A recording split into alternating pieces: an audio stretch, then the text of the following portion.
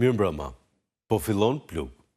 Në 2013, kur Edi Rama shkeli për herë të parë në zyrën e kryeministrit, filloi një fushat të edhshme propagandistike kundër qeverisë së mëparshme, duke thënë se i kishte lënë rrugët rrugëve. Sot, pas 4 mandatesh, koha ka treguar se rrugët e ndërtuara para vitit 2013 i kanë rezistuar kohës, stuhive të motit dhe stuhive politike, duke garantuar jetën dhe lëvizjen e qytetarëve. Ndërsa shumë nga rrugët dhe tunelet e ndërtuara gjatë qeverisë së Edi Ramës dhe sidomos gjatë periudhës së Belinda Ballukut që ka drejtuar Ministrinë e Infrastrukturës, jo vetëm që janë objekt hetimi nga SPAK për korrupsion galopant, por mbi të gjitha, këto rrugë dhe tunele janë kthyer në një rrezik serioz për jetën e qytetarëve.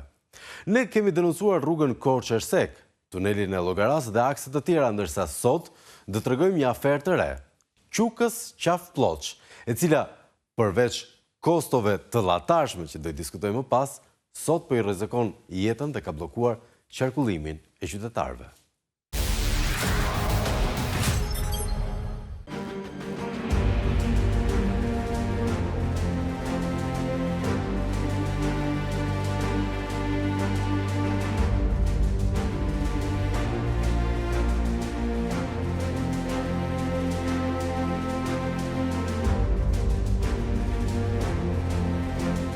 Pamjet që sapo ndoqët janë vetëm disa nga akset kombëtare të ndërtuara gjatë 2 mandateve të fundit të qeverisë Rama. Këto rrugë dhe tunele, të quajtura rrugët e Florinta, përveç kostove të mëdha të ndërtimit, sot janë kthyer në rrezik për jetën e drejtuesve të mjeteve. Shkaku kryesor i shëmbjes së rrugëve dhe tuneleve duket se janë abuzimet e mëdha financiare. Një prej këtyre akseve është rruga Çukës-Qafpllocë, e cila për nga ndërtimi zgjati 16 vjet, ndërsa kostot të i kaluan çdo parashikim buxhetor dhe në fund, pasi u inaugurua me dajre dhe tupana, ajo u shëmb. Projekti ndërtimi rrugës Çukës-Qafpllocë është pjesë e korridorit rrugor Tiranë-Korçë dhe parashikonte ndërtimin në një gjatësi 40.5 km, me 2 korsi që përfshin një tunel me gjatësi 375 metër. Kostoja fillestare 152.7 milion dollar. Financimi është parashikuar të realizohet në masën 81.8% nga Banka Islamike për Zhvillim, 16.4% nga Fondi Saudit për Zhvillim dhe 1.8% nga qeveria shqiptare.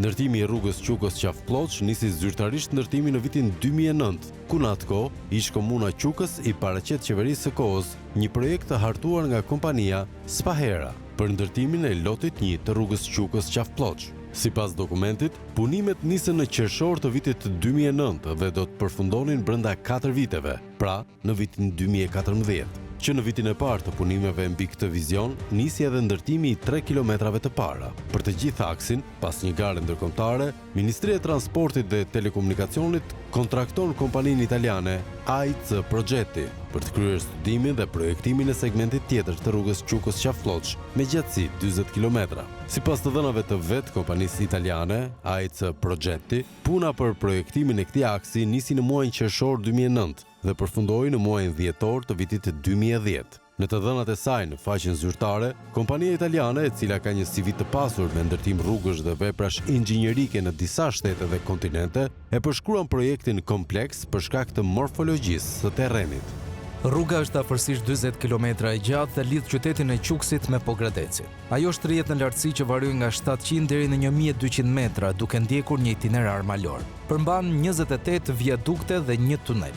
Prerja tërthore është 10.5 metra e gjerë. Projekti është veçanërisht kompleks për shkak të morfologjisë së vendit, e cila kërkonte përdorimin e mureve mbajtëse për pjesë të gjata. Themelet e veprave të artit janë planifikuar si mbi grumbuj, ashtu edhe si përfaqësor.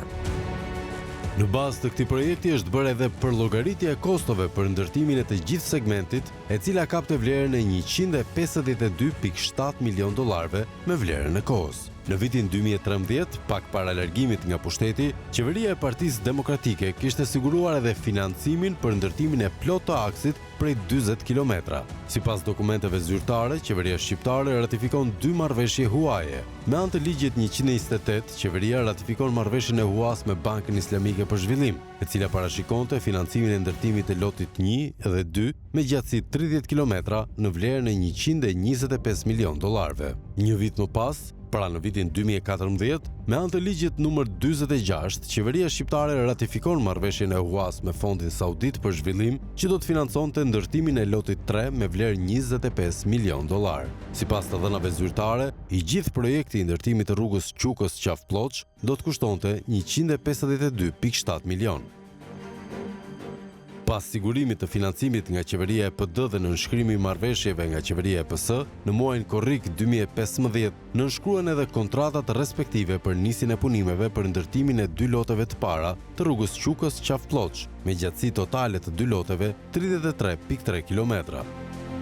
Sipas informacionit zyrtar të ARSH, në datën 1 korrik 2015 kanë nisur zyrtarisht punimet. Për ndërtimin e lotit 1 me gjatësi 15 km, kompania fituese u shpall bashkimi i kompanive JV Sintram dhe Albvia, ndërsa mbikëqyrës ishte kompania CEC SHPK. Vlera e kontratës $38.2 milion. Për ndërtimin e lotit 2, që kishte gjithashtu gjatësi 15 km dhe specifika në ndërtim pasi parashikonte ndërtimin e 2 tuneleve dhe disa urave, u kontraktua kompania Combine Group. Edhe në këtë lot, mbikëqyrës punimesh ishte kompania CNC SHPK. Vlera e kontratës për këtë lot sipas ARSH ishte $63 milion. Ndërsa pak ditë më vonë, është firmosur edhe kontrata për ndërtimin e lotit të 3 të rrugës Qukës-Qafploç, ku vlera e tenderit ka qenë €33 milion. Afati i përfundimit të punimeve për të 3 lotet ishte viti 2018. Sipas një raport auditimi të kontrollit të lartë të shtetit të kryer gjatë vitit 2021, për ndërtimin e aksit Qukës-Qafploç, zbulojmë gjithashtu se donatorët, pra Banka Islamike për Zhvillim dhe Fondi Saudit për Zhvillim, kanë kaluar në filtr të gjithë dokumentacionin dhe tenderat e zhvilluar nga qeveria shqiptare, duke dhënë okejin përfundimtar për lidhjen e kontratës dhe nisjen e punës. Rruga Qufës-Qafploçës, cila ju ka kushtuar durimit shqiptarëve rreth 10 vjet për zbatimin e saj, menjëherë mbas vënies në shfrytëzim, siç edhe dihet nga të gjithë, ka paraqitur disa shembje të shpeshta. Për çdo inxhinier infrastrukture është mjaft i qartë parimi inxhinierik që asnjë vepër infrastrukture, qoftë ajo rrugë, vepra arti, ura, mure mbajtëse, nuk duhet shembet vetiu, sepse ka një afat projektimi dhe kozgjatje, aq më tepër disa javë, disa ditë mbas vënies në shfrytëzim, mes inaugurimit të saj. Dim që ky fenomen për fat keq kaq i dhimbshëm ka ndodhur edhe në shumë rrugë tjera. Pra është një fenomen ku shirat më të parë nxorën pa të gjitha problematikat që paraqisin rrugët e bëra gjatë në këtyre 12 viteve të fundit dhe në veçantë rruga për të cilën është interesi juaj.